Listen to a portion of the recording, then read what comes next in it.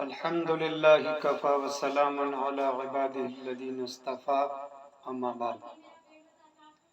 محترم سامعین و ناظرین کرام، ایک بات اکثر و بیشتر بہت افسوس کے ساتھ سامنے آتی ہے، اور بات یہ سامنے آتی ہے کہ اگر کوئی شخص، کوئی ہمارا ہمدرد، ہمارا خیر خواہ، جب ہم کو ہماری غلطی پر ٹوکتا ہے، ہمارے کسی غلط کام کرنے پر، مسئلے کے خلاف کوئی عمل کرنے پر جب کوئی شخص ہمیں ٹوکتا ہے اور ہماری غلطی پر ہمیں متنبہ کرتا ہے، تو وہ بات ہم کو بہت بری لگتی ہے، اور ہم کو اتنی بری لگتی ہے کہ گویا کہ اس شخص نے ہمارے تیر مار دیا، اور اس کا نتیجہ یہ ہوتا ہے کہ اس کی بات کو سن کر، یعنی جو اس نے ہمیں نصیحت کی، ہماری بھلائی کی بات کی، ہمیں سمجھانے کی بات کی، تو وہ بات ہمیں اتنی بری لگتی ہے کہ ہم اس پر ناراض ہو جاتے ہیں، ہم اس پر خفا ہو جاتے ہیں۔ جیسا کہ اکثر و بیشتر مسجدوں میں دیکھا گیا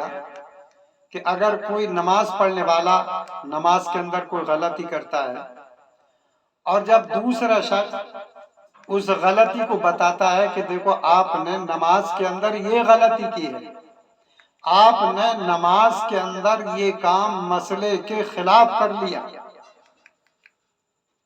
تو یہ کہنے کی وجہ سے وہ آدمی بہت ناراض ہو جاتا ہے، یعنی جس کو غلطی بتائی جاتی ہے وہ ناراض ہو جاتا ہے، اور ناراض ہو کر کے وہ یوں کہنے لگتا ہے کہ ہمیں سمجھانے کی ضرورت نہیں، ہمیں کوئی نصیحت کرنے کی ضرورت نہیں، اور یہاں تک کہتے ہیں کہ ہم تو بہت کچھ جانتے ہیں، ہمیں بہت کچھ معلوم ہے، بس آپ اپنا علم اپنے پاس رکھیے، اپنی جانکاری آپ اپنے پاس رکھیے، ہمیں کوئی نصیحت کرنے کی یا ہمیں کوئی سمجھانے کی ضرورت نہیں۔ تو آج اس طرح کی بات بڑی کثرت کے ساتھ ہمارے سامنے آتی ہے، حالانکہ دوستو حقیقت یہ ہے کہ اگر کوئی شخص ہمیں سمجھا رہا ہے، ہماری غلطی ہمیں بتلا رہا ہے کہ آپ یہ غلط کر رہے ہیں، اور واقعتاً ہم غلط کر رہے ہیں، مسئلے کے خلاف کر رہے ہیں، تو ہم کو یہ سمجھنا چاہیے کہ یہ شخص ہمارا ہمدرد ہے، یہ شخص ہمارا خیر خواہ ہے، یہ شخص ہمارے حق میں بہت بڑی بھلائی چاہتا ہے، یہ ہماری بھلائی کی طرف رہنمائی کرنا چاہتا ہے، اور گویا کہ اس شخص کو ہم اپنا دوست سمجھیں، اپنا محب سمجھیں، گویا کہ اپنے سے بہت زیادہ اس کو محبت کرنے والا سمجھیں، چونکہ وہ ہماری غلطی کو دور کرنے کی فکر میں ہے،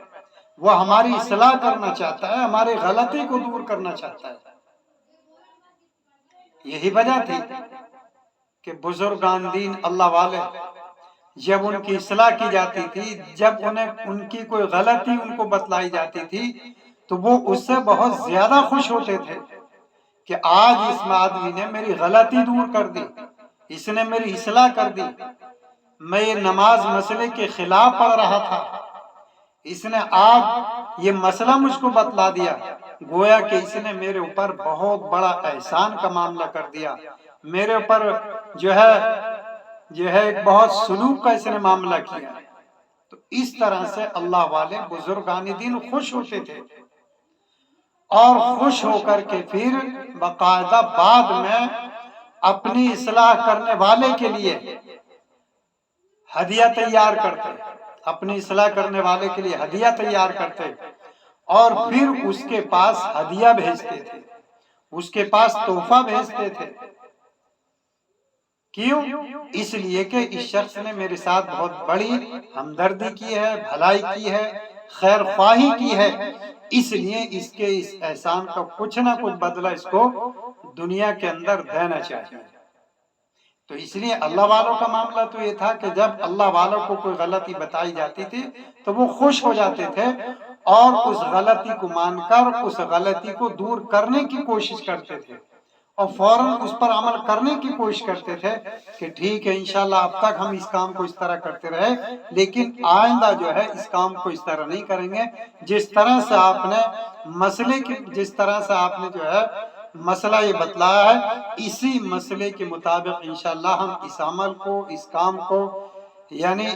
نماز کو ہم پڑھیں گے۔ اس لیے دوستو ہمیں بھی چاہیے کہ اگر کوئی شخص ہمارے غلطی پر ہمیں متنبہ کر رہا ہے، ہمارے غلطی بتا رہا ہے، ہماری اصلاح کر رہا ہے، تو وہ ہمارا بہت بڑا ہمدرد ہے، خیر خواہ ہے۔ اس لیے اس کی بات پر لبیک کہنا چاہیے، اس پر عمل کرنا چاہیے، اور ہم جو غلطی پہلے سے کر رہے ہیں اور اس نے جو غلطی ہمیں بتائی ہے اس غلطی کو مان کر کے اس پر عمل کرنا چاہیے۔ اللہ تعالیٰ عمل کی توفیق عطا فرمائے۔